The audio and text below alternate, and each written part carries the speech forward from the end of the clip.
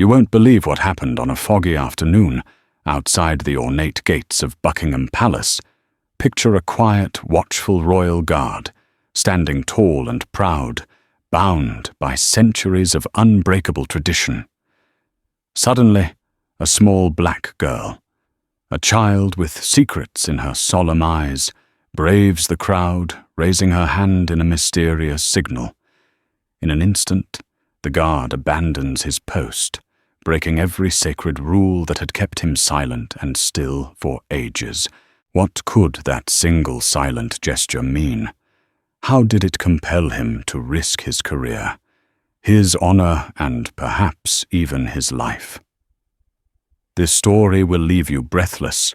London had always been a city of grand illusions and hidden truths, from the bustling pavements of Piccadilly to the narrow alleys where stories go to sleep. At its heart stood Buckingham Palace, a grand monument of power and tradition. Millions of visitors swarmed the palace gates each year, hoping for a glimpse of the Queen's Guard in their distinctive red tunics and tall bearskin hats. For tourists, the sentries were a charming curiosity, a remnant of a regal past. But for those who had witnessed history play out in these royal corridors, the guards were living relics of discipline and sacrifice. An ordinary day for these stoic soldiers meant unwavering stillness, unwavering vigilance. No matter the weather, rain, shine, or the typical London drizzle, the Guard remained an iconic symbol of British resilience. Even the most annoying tourist antics, from silly faces to mocking salutes, could not break their composure. The entire world believed these guardsmen were unmovable forces, human statues who would never breach protocol. But appearances often conceal the most potent truths. Behind the palace's gilded gates, politics and loyalties waged silent wars. Every bow, every step, every tilt of the chin held meaning. In a place steeped in centuries of ceremony, one small misstep could alter destinies, unbeknownst to the unsuspecting visitors snapping selfies on that particular afternoon.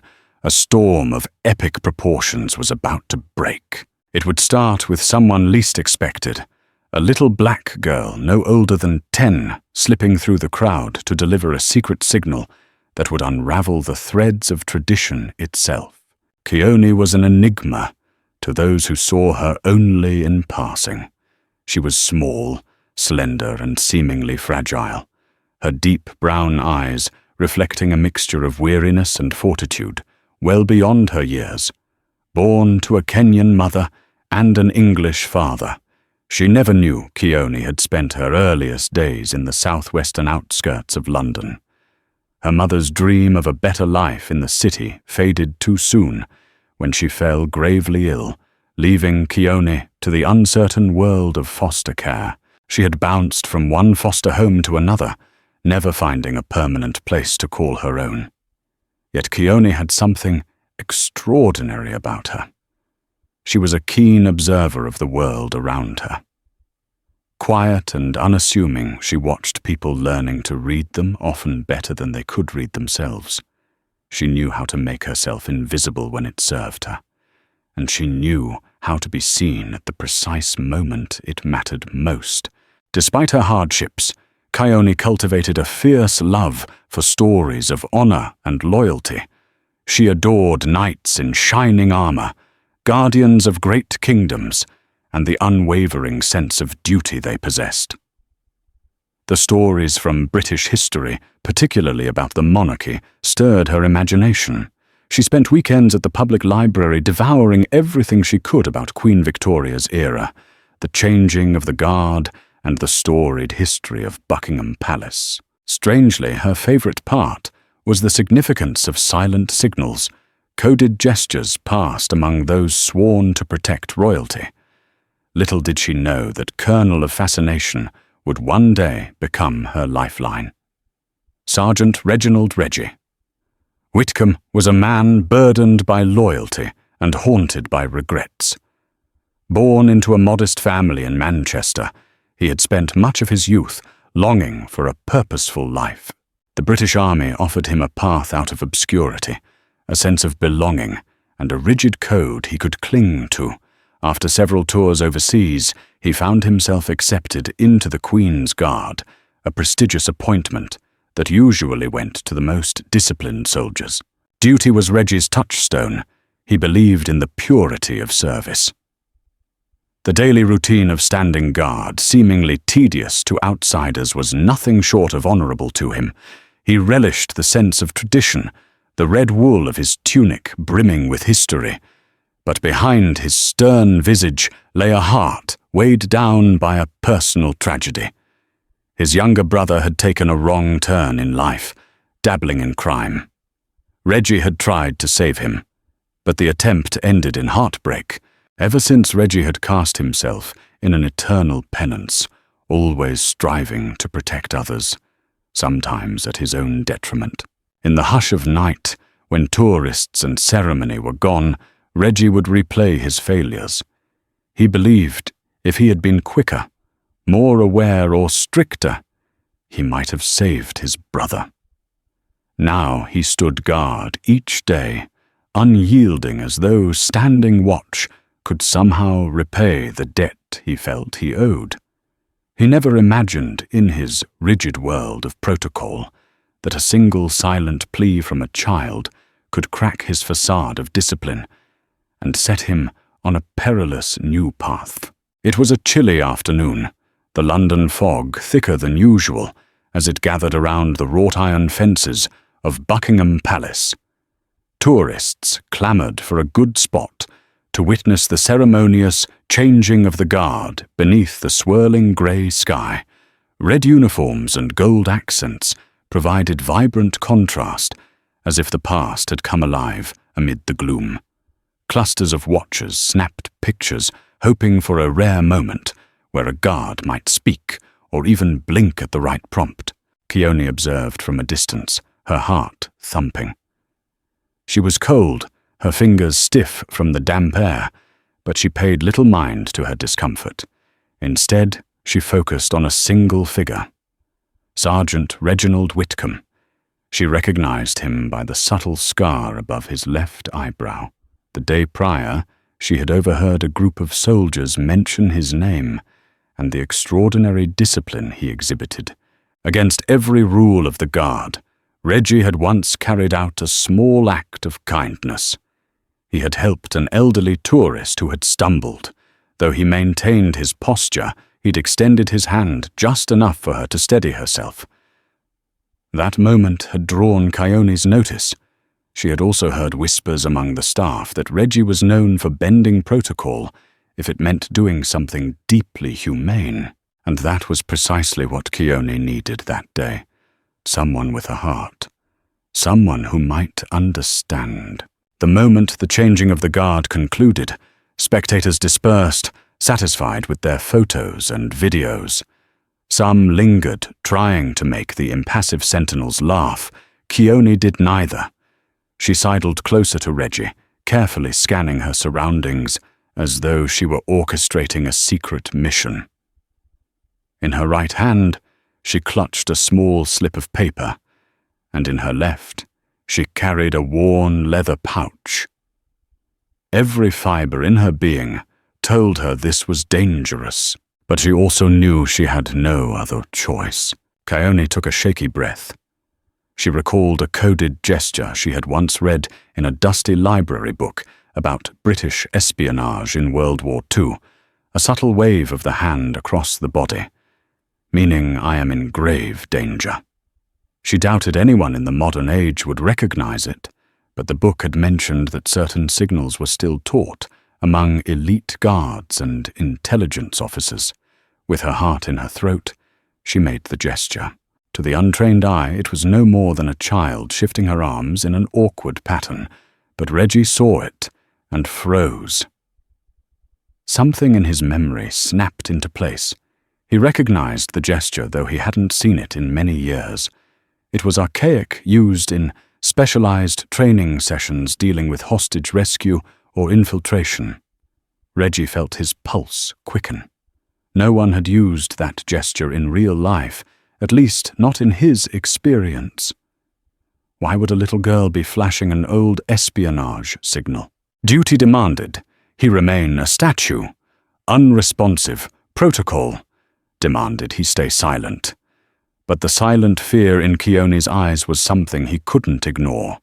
His mind churned, torn between loyalty to the monarchy's code and loyalty to his deeper sense of moral duty. If the gesture were genuine, ignoring it could mean leaving a child in mortal peril. If it were a hoax, responding could cost him his career. Maybe worse. After a moment that felt like an eternity, Reggie gave the slightest nod of acknowledgement, an almost imperceptible tilt of his head. It was enough. Keone's eyes widened relief momentarily, lighting her solemn face. The spark in her expression was all it took for Reggie's resolve to harden. He would help her, no matter the cost. History, tradition, and every strict rule of the guard be damned. Keone approached the gate, her steps uncertain, yet filled with purpose. She slipped the piece of paper through a tiny gap in the bars. She did it discreetly, ensuring that the other guards stationed at intervals wouldn't see. Reggie watched every movement, feeling the tension coil in his muscles.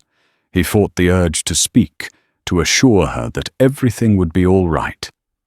But he knew better. If he opened his mouth, it could alert every guard in the courtyard. Instead, he waited until the crowd drifted away, occupying themselves with other attractions. When Reggie was sure no one was looking, he carefully retrieved the note. It was folded into a tiny square, and inside he found a single address. Not the typical typed text, but shaky pencil scrawl. The address read, Flat 12, Rosemont Lane. Whitechapel, beneath it was just one word, help. At that moment, Reggie knew he was crossing a line. The Royal Guard's directive was simple. Remain at your post. Maintain ceremonial composure. Observe strict discipline. In emergencies, you protect the monarchy. You do not meddle in personal business, no matter how dire it might seem. The guards were not police officers or vigilantes. But Reggie couldn't shake off the child's plea. He couldn't dismiss it as a prank. He felt a surge of adrenaline burn through him as he tucked the note into his glove. He could feel the eyes of fellow guards, the disinterested glances of passers-by, and the intangible weight of centuries of tradition pressing down on him. Yet in that surge of emotion, he experienced a sense of purpose. A soldier's duty wasn't just to follow orders blindly. It was also to protect the vulnerable. And that's what he would do. Beneath her stoic exterior, Keone trembled after passing the note. She worried had she done enough to convey the gravity of her situation.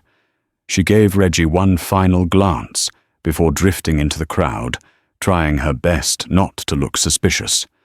As soon as she was out of sight, she began to run, weaving through throngs of tourists and busy Londoners. She risked it all by contacting him in plain sight.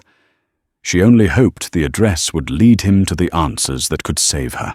Reggie remained in place for the rest of his shift, even as his heart raced with questions. Who was this girl? Why was she in danger? And what was waiting for him at that address? Guilt gnawed at him. He should have alerted someone, maybe the police. But something about the girl's eyes. Her whispered fear told him that time was of the essence. The official channels might move too slowly. Worse, the threat might be coming from somewhere inside the system itself. At precisely 5 p.m., the changing of the guard concluded for the day, and Reggie was relieved of duty. His entire body ached from tension. The moment he stepped away from Buckingham Palace, he exhaled a breath he hadn't realized he was holding. Before returning to the barracks, he made a quick excuse about needing to check something in town. It was unusual for a guard to deviate from the standard post-shift routine, but Reggie's colleagues didn't question him. He hurried toward Whitechapel, heart pounding with dread and curiosity. Whitechapel, once notorious for its grim historical associations, had evolved into a vibrant, diverse neighborhood. Yet for all its modern flair, it still bore pockets of neglect. Rows of run-down flats stood shoulder to shoulder, with trendy cafes, an odd testament to gentrification's uneven wave. Reggie navigated the labyrinth of side streets until he found Rosemont Lane, a narrow alley with decrepit buildings. Flat 12 was at the top floor of a dimly lit complex. The smell of mildew and stale air hung in the stairwell.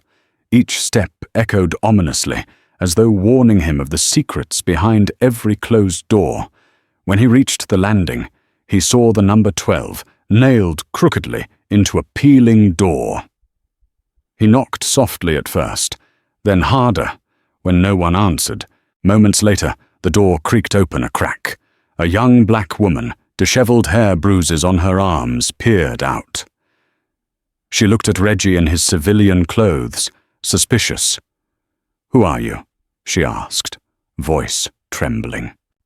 I'm Sergeant Whitcomb." Reggie stammered, realizing how absurd his presence must seem. "Keone gave me this address. She said she needed help." The woman's eyes widened. "Keone. She was here earlier. Said she was going to try something desperate. Is she hurt?" "I'm not sure," Reggie said carefully, "but she told me to come here." "May I come in?" After a few moments of silent deliberation, the woman opened the door. The tiny flat was sparse and chaotic, items tossed haphazardly, the cupboards nearly empty. Reggie could see at a glance that this was a refuge for people with nowhere else to go. "I'm Amina," the woman said quietly, a protective glint in her eyes. "I look after some of the kids who slip through the cracks. But something scared Keone away last week." "She left suddenly." "Scared her away," Reggie echoed. "From what?" Amina sighed. "I don't know, but it must have been serious. She's a smart girl, wouldn't run if she didn't think her life was in danger." Amina paused, worry creasing her brow. She mentioned someone named Ludo, said he was connected to powerful people. If she crossed him, it wouldn't end well. The mention of a dangerous individual linked to powerful people made Reggie's stomach clench. Could this be a criminal ring? Could it be something that reached into official circles? He didn't have answers yet, but he knew Keone was right to be afraid. Amina led Reggie to a cluttered kitchen table. She poured stale tea into chipped mugs, not bothering to ask if he wanted any. "Look," she said, "Keone wouldn't have given you this address if she didn't trust you, but you need to understand the stakes." She then explained how Keone had stumbled upon something sinister in her last foster home. A man named Ludo, who seemed affiliated with a network that dealt in illegal activities, possibly even trafficking. Keone overheard a conversation. Amina continued, her voice subdued with fear.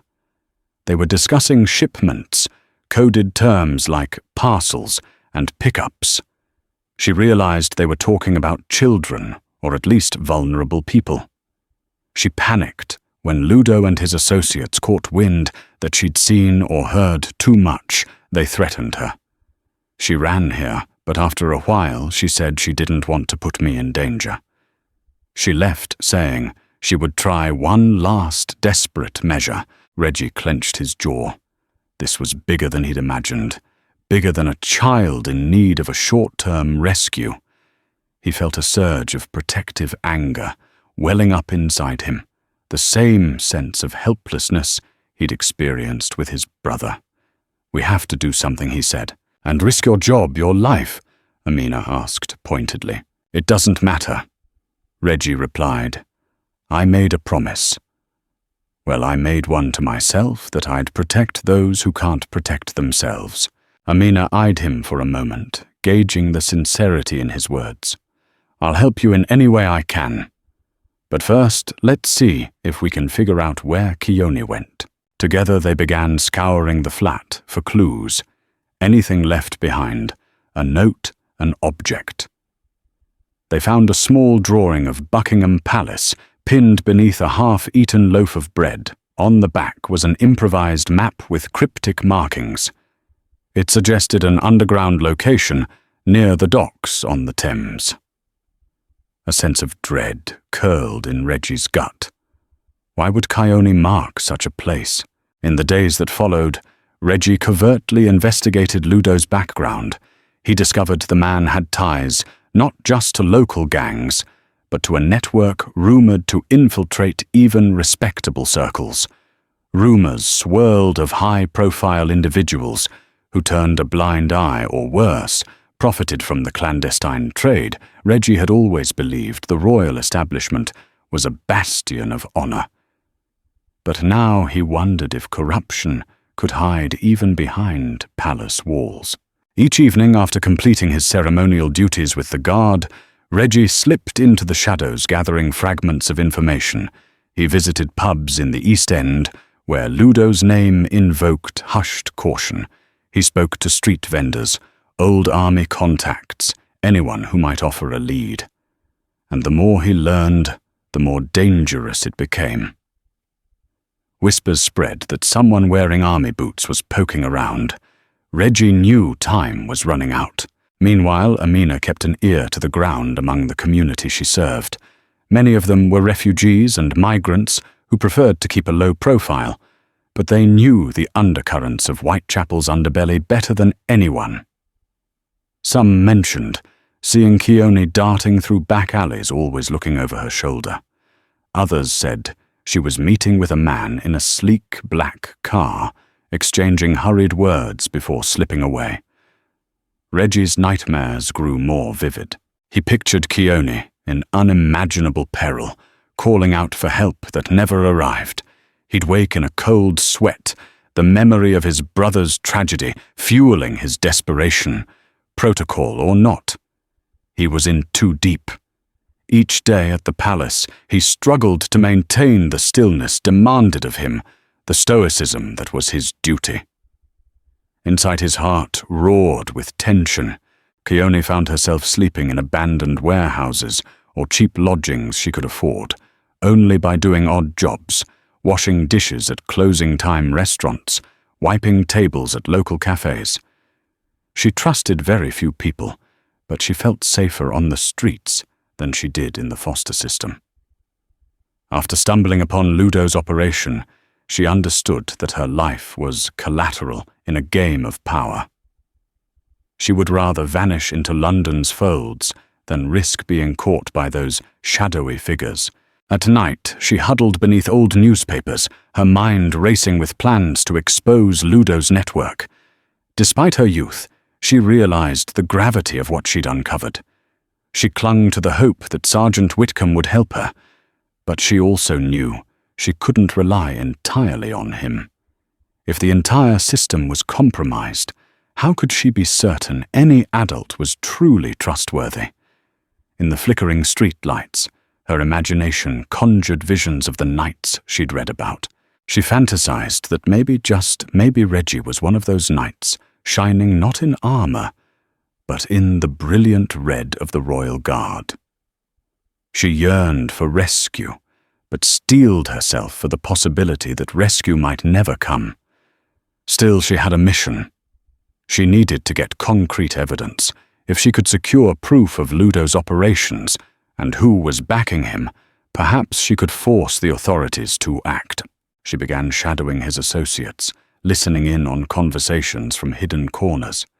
Each tidbit of information was scribbled into a notebook she carried in her threadbare backpack. This was her small, dangerous act of defiance. Reggie and Amina met nightly in the cramped flat at Rosemont Lane, pooling information. They learned that Ludo had a scheduled shipment moving through a discreet dock near the Tower Bridge in less than a week. Reggie felt an urgent need to confirm if Keone would be caught in that crossfire. The risk was enormous. If Ludo discovered them poking around, they'd be lucky to escape with their lives. "You can't do this alone," Amina warned. "You need backup." Reggie hesitated. He could go to the police, But what if some were on Ludo's payroll? He could inform his superiors, but that might jeopardize Chione. If any leak occurred within official channels, I'll reach out to a few army friends I trust. He finally said, but no one in the guard. It's too risky. Together they crafted a plan Reggie would use the final day before the shipment to stake out the docks, gather evidence, and hopefully locate Chione.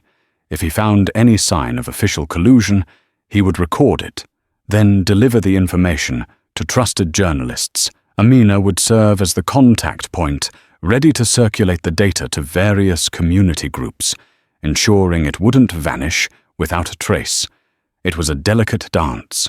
One false move, and Ludo's men would disappear into the night. Or worse, they'd unleash violence on anyone found snooping. Yet Reggie's resolve was unbreakable. Every time he closed his eyes, he saw Chione's terrified face. This was no longer just about saving a child. It was about exposing a network of evil. The ghosts of his past demanded redemption, and he refused to fail again.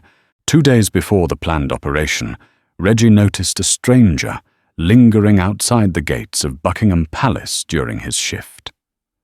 The man wore an inconspicuous dark coat and hat, but something about him set off alarm bells. Reggie's training told him to observe closely. Sure enough, the man seemed less interested in the palace and more focused on Reggie's every move.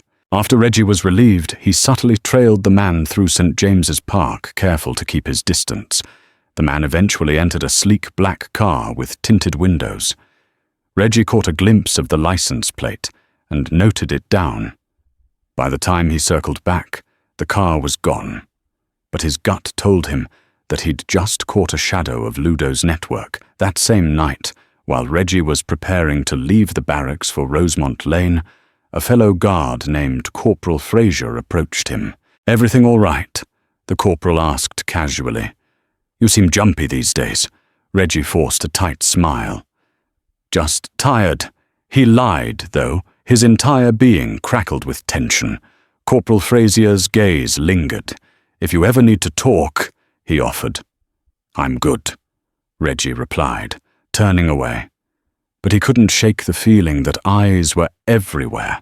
Ludo's men might already be weaving a net around him. If they found out he was working with Chione, or if they discovered Amina, the fallout would be disastrous. That same night, Chione lurked near the docks, trying to piece together the final details of Ludo's operation. She hid in the shadows of stacked cargo crates, her breath fogging in the damp air. The waterfront was eerily quiet, save for the lapping of the Thames against the pylons. She caught sight of Ludo himself, tall, gaunt, and dressed in an expensive overcoat, pacing along the pier while he talked on a phone. Chione couldn't make out every word, but she heard enough to confirm the timing of the next pickup. She jotted down the name of a ship, the Nightingale, and a docking time. Heart pounding, she pressed herself against a crate to avoid being seen. That's when a hand clamped over her mouth from behind. She tried to scream, but the muffled sound died in her throat. Well, a gruff voice said. "What do we have here?" Twisting around. Chione saw a burly man, face hidden in the darkness. Panic slammed through her. She managed to bite his hand, causing him to yelp and loosen his grip. She scrambled free, sprinting across the pier. The man cursed and gave chase. Chione's lungs burned as she ran her tattered shoes, slapping against the wet cement. She dashed into a labyrinth of shipping containers. She could hear the man's heavy footsteps behind her. Closing in desperate, she squeezed herself through a narrow gap between containers, cutting her arm on a jagged edge of metal. She stifled a cry of pain and froze, hoping the darkness would shield her. The man's footsteps slowed. "I know you're around here," he growled. "You can't hide forever." His footsteps echoed ominously as he stomped around, checking each gap. The longer Chione stayed silent, the more her heart thundered in her chest. Finally, the man spat a curse and stormed off, presumably to alert others. Only when she was certain he was gone did she dare to move again. Blood trickled from her arm, and she could feel her strength waning, but she clutched her notebook tight, determined not to lose the evidence. She'd risked too much to come this far. Wincing with pain, she slipped away, disappearing into the night like a wounded ghost.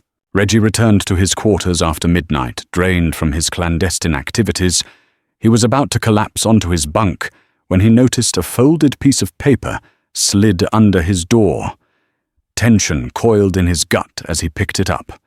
The note read, "Stop digging. We know who you are.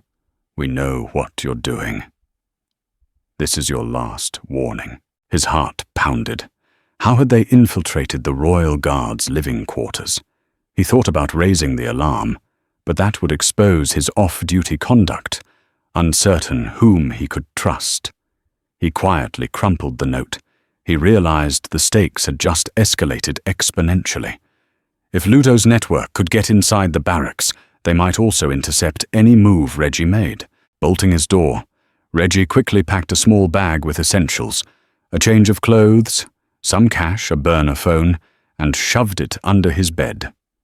He tried to sleep, but rest refused to come. The hours dragged on each tick of the clock, a reminder that Kione was out there, possibly in immediate danger. At dawn he rose and went about his duties, the note searing in his mind like a brand. That day at the palace, Reggie felt as though every eye was on him. He suspected half of it was paranoia, the other half a grim reality. During his shift, he couldn't spot the mysterious stranger from before, but he did notice a black sedan cruising by more than once. It might have been a coincidence, or it might have been a silent message. "We're watching you."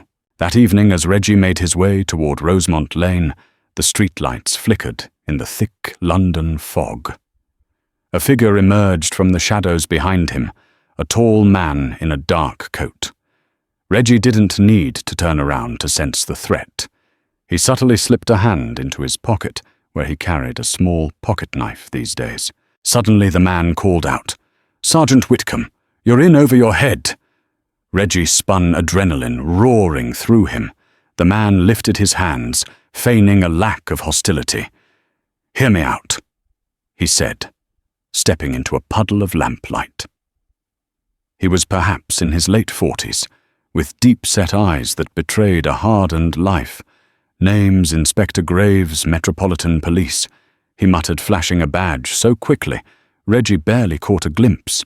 "You're following me," Reggie demanded, not relaxing his grip on the knife. "I'm trying to protect you." "Actually," Graves responded, "Ludo's operation has eyes everywhere. I've been running an off-the-books investigation for months. Word on the street is that you've been sniffing around, asking questions. That'll get you killed." Reggie studied him warily. "If you're really with the police, why not make an official move? Because there's a leak." Graves replied, "We suspect someone high up is on Ludo's payroll. My operation has to stay in the dark until I have solid evidence. Otherwise, the moment we try to arrest Ludo, he'll vanish." "So you're telling me to back off?" Reggie said bitterly. "No," Graves said. "I'm telling you to let me help. I know about the girl Kione. She's crucial. We need her testimony, her evidence. But first, we have to protect her.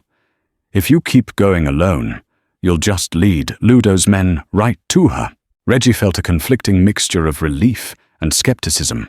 Could he trust Graves, or was this another trap? "Why should I trust you?" "You have no reason to," Graves admitted, stepping back into the fog. "But if we don't work together, we'll both lose. Think about it." With that, the inspector vanished, leaving Reggie standing under the flickering street lamp, consumed by indecision. The next day, Amina rushed to meet Reggie at the flat, eyes wide with anxiety. "Keone came by earlier," she said breathlessly. She was hurt, bleeding from her arm. She didn't stay long, only enough to drop this off. Amina handed Reggie a small, blood-stained notebook. Reggie flipped through it and felt his stomach flip. It was filled with coded names, times, locations, clear evidence of a trafficking network. "Where is she now?" he demanded. She said she had one last thing to do. Amina explained. She wants to get proof linking Ludo to someone inside Buckingham Palace. Reggie's blood turned cold. Why the palace? Amina shook her head. She wouldn't say, just that she overheard something about a powerful patron. She's determined to expose them, heart pounding. Reggie knew Keone was putting herself in mortal danger.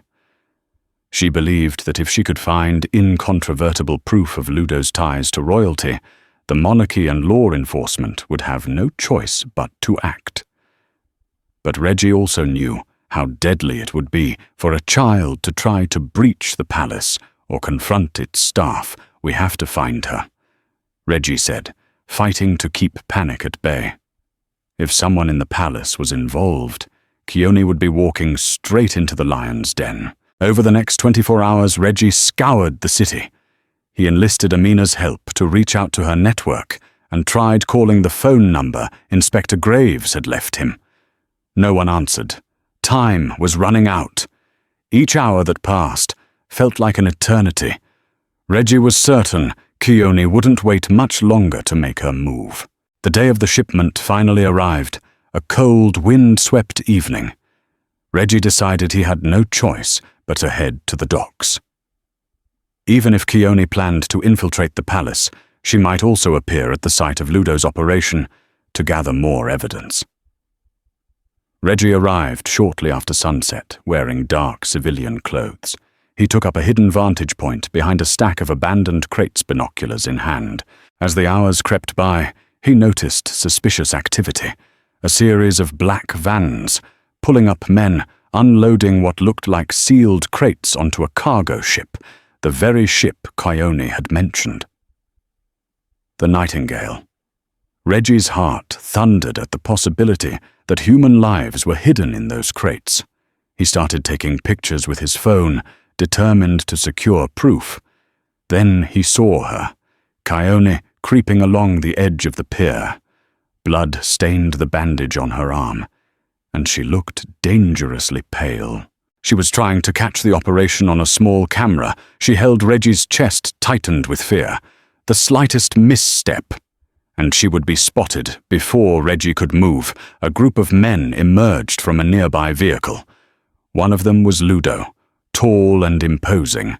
Another was a figure wearing a long coat with a hood pulled low over the face. Reggie couldn't see who it was, but the posture was refined, almost aristocratic. Ludo seemed to defer to the hooded figure, gesturing toward the crates. Reggie's mind reeled. Was this the powerful patron from the palace? Keone inched closer. Camera rolling, Reggie felt torn between staying hidden to capture evidence and rushing out to protect her. At that moment, a stray beam of a flashlight cut across the pier, landing squarely on Keone. She froze like a frightened deer. Ludo wheeled around, his eyes narrowing. "You again," he hissed. Ludo's men lunged for Keone, and she tried to dart away, but her injured arm slowed her down. Reggie sprang from his hiding spot, knocking one of the henchmen aside. In the chaos, Keone stumbled, dropping her camera. The hooded figure stood back, as if to avoid the fray, but Reggie could see them pulling a phone from their coat to make a quick call. Ludo sneered at Reggie. "The guard dog is off his leash, I see." He cracked his knuckles. "You have no idea who you're dealing with." Reggie ignored him, focusing on Keone. She was trembling, blood staining the makeshift bandage on her arm. "I'm here," he whispered, stepping protectively in front of her. "I won't let them hurt you." Just then, a police siren wailed in the distance. Inspector Graves barreled onto the scene with a squad of officers. "Freeze Metropolitan Police!" he shouted. For a split second, Reggie felt relief, but then, to his horror, one of the officers turned on Graves, pointing a gun at him. The entire scene dissolved into chaos. Gunshots rang out, sending everyone diving for cover. Ludo grabbed the hooded figure, guiding them toward a waiting car. In the flash of emergency lights, Reggie glimpsed a regal signet ring on the hooded person's hand. It was emblazoned with a royal crest. A cold wave of realization washed over him. Someone intimately connected to the monarchy was here, orchestrating this atrocity. The double-crossing police officer fired shots into the air, scattering Graves's men. Graves lunged at the traitor, wrestling him to the ground. Ludo and his hooded accomplice made a dash for the car.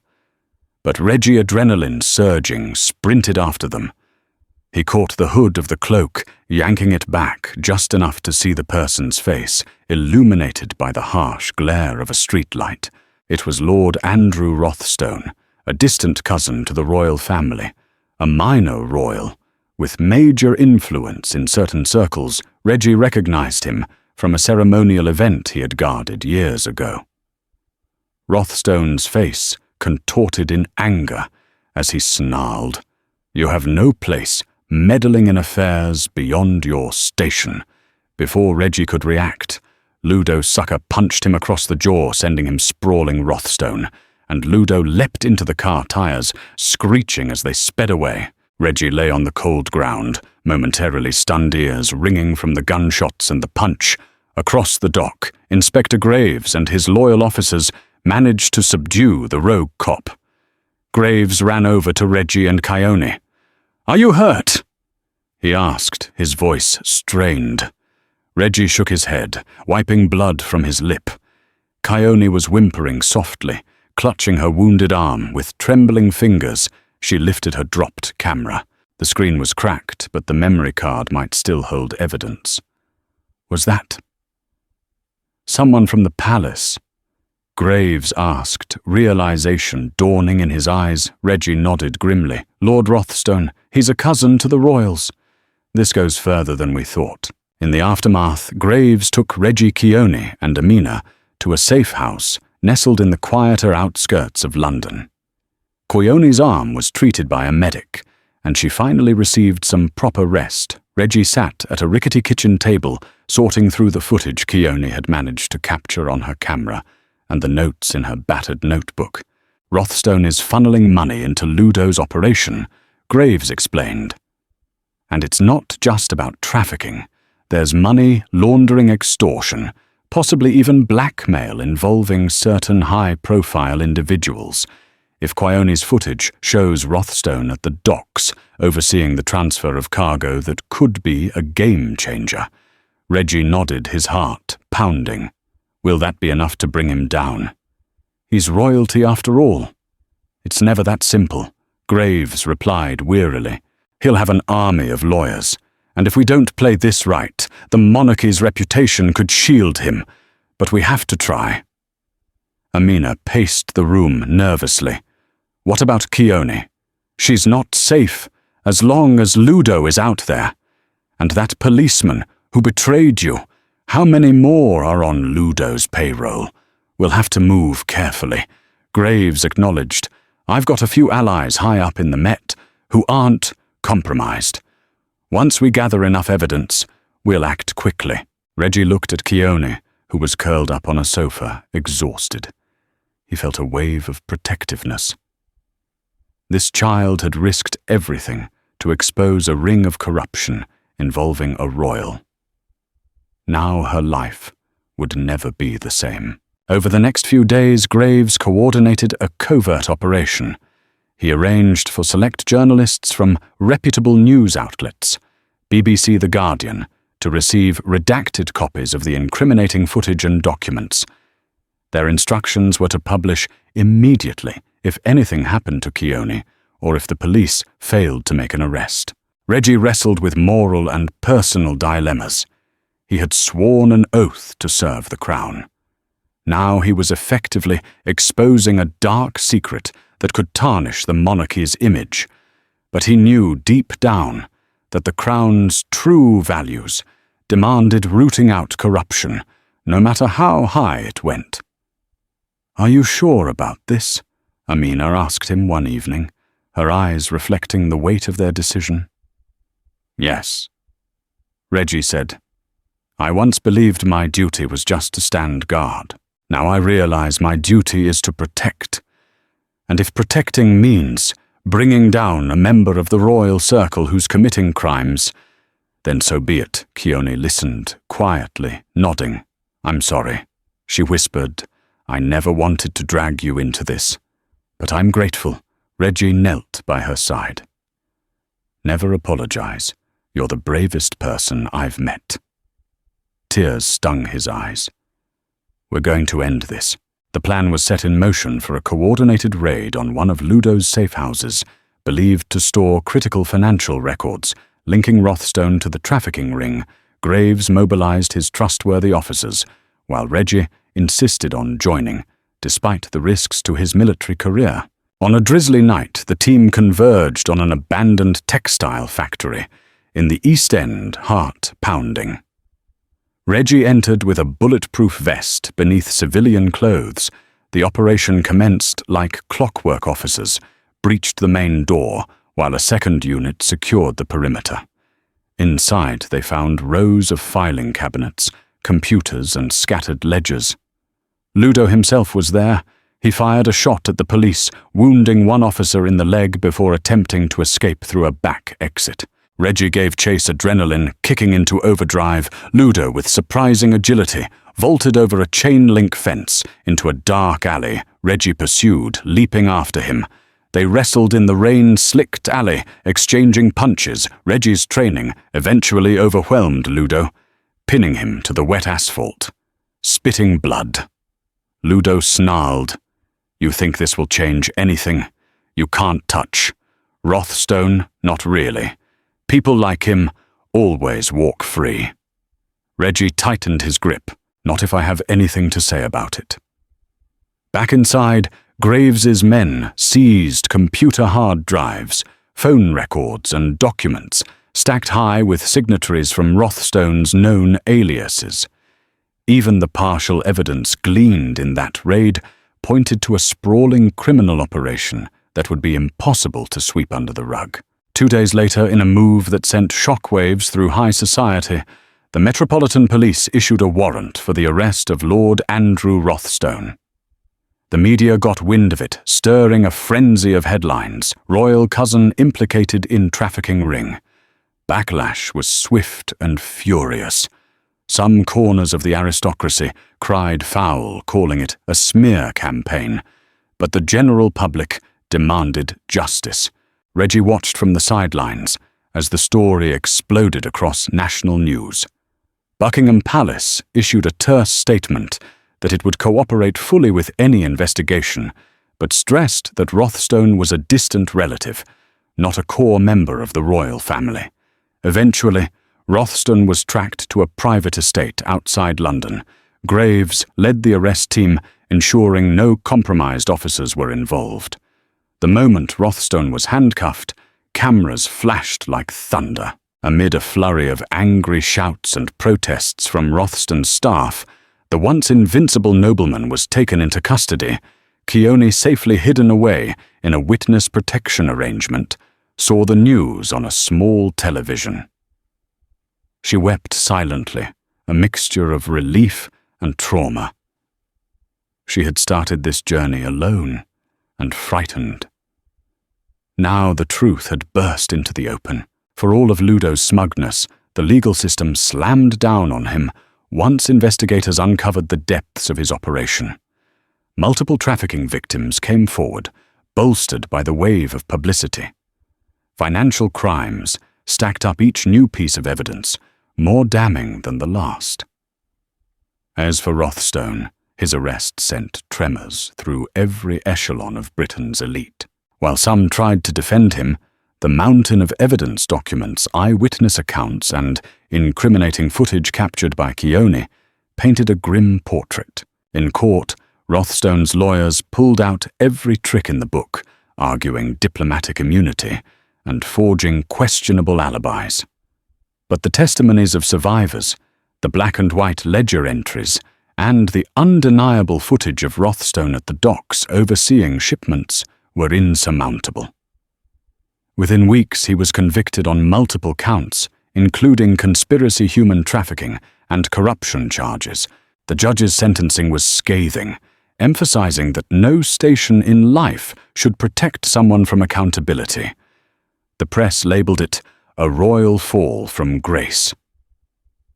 The monarchy itself, keen to distance the main royal family from Rothstone's crimes, still faced a wave of criticism. How could someone so close slip into the darkest corners of crime without notice? The hard karma that hit Rothstone was matched only by Ludo's own downfall. With Rothstone's patronage gone, Ludo had no safety net. He was sentenced to life in prison without parole. His operation dismantled, his alliances collapsed. Every ill-gotten gain turned to dust under the scrutiny of unrelenting investigations. Keone testified via closed-circuit television, her voice trembling as she recounted the threats Ludo made, the evidence she gathered, and the risk she took. The court treated her with compassion, praising her courage. After the trial, she was placed into a safe foster arrangement, carefully vetted by Graves and social workers dedicated to her well-being. The government offered her the option of witness protection, but Keone chose to remain in London, stating she refused to run away anymore. Amina stayed in close contact, helping Keone adapt to a calmer life. Slowly, Keone began to trust adults again, forging friendships at school and in the neighborhood. She never lost her inquisitive mind or her deep sense of justice. In her free time, she volunteered at a local community center, determined to help other vulnerable kids, so none of them would have to endure what she had. Sergeant Reginald Whitcomb did not escape scrutiny. After all, he had broken protocol multiple times, abandoning his post, conducting unauthorized investigations, and physically intervening in civilian matters without official orders. The Royal Guard initiated an internal review. Rumors circulated that he might face court-martial or at least a dishonorable discharge. Summoned before a board of senior officers, Reggie stood tall. He explained his actions plainly. He had recognized a distress signal from a child, confirmed credible danger, and acted in the best interest of protecting an innocent life. News of Rothstone's crimes had broken worldwide by then, and public sentiment was strongly in Reggie's favor. The press hailed him as a hero who upheld the true values of service and honor, instead of blindly following archaic rules. In a surprising turn, the royal family themselves, distancing from Rothstone, acknowledged Reggie's bravery. An official spokesperson stated, "When faced with moral imperative, Sergeant Whitcomb exemplified the compassion and diligence that befit those who serve Her Majesty." The board, perhaps influenced by the tidal wave of public support, took a lenient stance. Reggie was granted an honorable discharge with the official reason cited as services rendered above and beyond the call of duty. Once freed from military obligations, Reggie found himself adrift. Yet his reputation soared in the public eye. Offers came rolling in from security consultancies to non-profit organizations.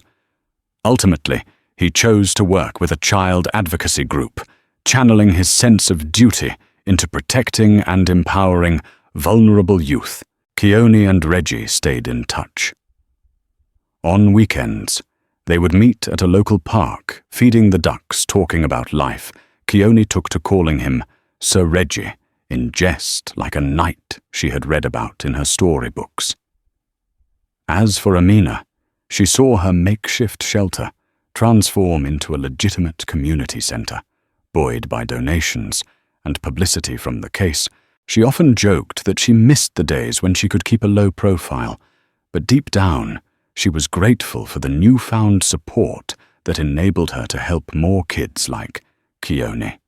Inspector Graves, vindicated for his long, covert investigation, received accolades from the Metropolitan Police, but he credited Reggie Keone and Amina in every public statement, reminding everyone that heroism comes in many forms. Months later, on a sunny spring afternoon, Reggie and Keone found themselves standing outside Buckingham Palace, near the spot where she'd first given that secret signal. Tourists bustled around them, snapping photos of the stoic guards, oblivious to the silent drama once played out on that very ground. "It feels different," Keone said softly. She was taller, healthier looking. "I used to think the guards were just statues. But I know better now." Reggie's eyes lingered on the newly assigned guards in their bright red uniforms, silently maintaining tradition. "Sometimes the greatest service is the one you don't see," he remarked. Then he knelt beside Keone, looking her in the eye. "You changed my life, you know. Reminded me why I joined up in the first place." Keone gave a small smile. "You saved mine." They stood together in a moment of shared gratitude and remembrance. Though the palace's grandeur remained the same, they had both been irreversibly changed. In the end, the monarchy endured, but not without scars. The scandal forced a long overdue reckoning within the institution. Reforms were discussed, greater transparency demanded. Some said it was the beginning of a new era of accountability. Others dismissed it as mere gestures. Yet the public remained vigilant, buoyed by the knowledge that even a single child armed with courage and the right help could topple the powerful. As for Keone, she found her voice. She became an advocate for foster children, speaking at events where her story served as both warning and inspiration. She often ended her speeches by recounting how one silent, archaic signal had led to the unraveling of a grand conspiracy, reminding everyone that compassion at its core might be the most potent force against injustice. The legacy of that fateful day outside Buckingham Palace lived on in quiet acts of kindness and relentless pursuit of truth. While some hearts hardened in the face of betrayal, many were awakened to the reality that behind ceremonial splendor could lurk unimaginable darkness. And it was up to ordinary heroes like a small black girl and a principled guard to bring that darkness into the light. The fall of Lord Andrew Rothstone and the dismantling of Ludo's criminal empire stand as a testament to the extraordinary power of courage and compassion. From a solitary gesture at the gates of Buckingham Palace to a nationwide crackdown on corruption, one brave child and a loyal guard showed that standing for what's right can pierce even the most fortified walls. Did this story captivate you?